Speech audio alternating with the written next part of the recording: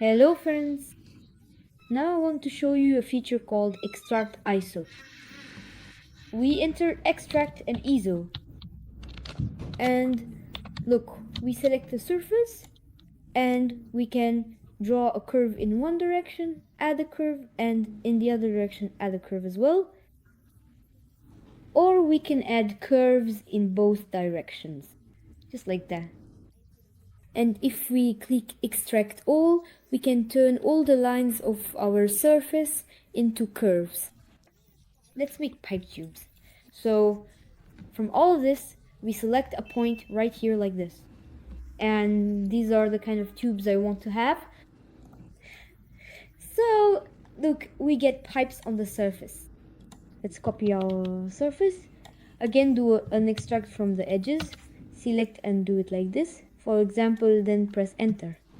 And this one can also be made into a tube. Pipe. There.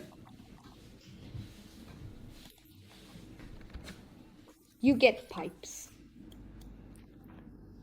I showed you the extract from edges function. Goodbye everyone.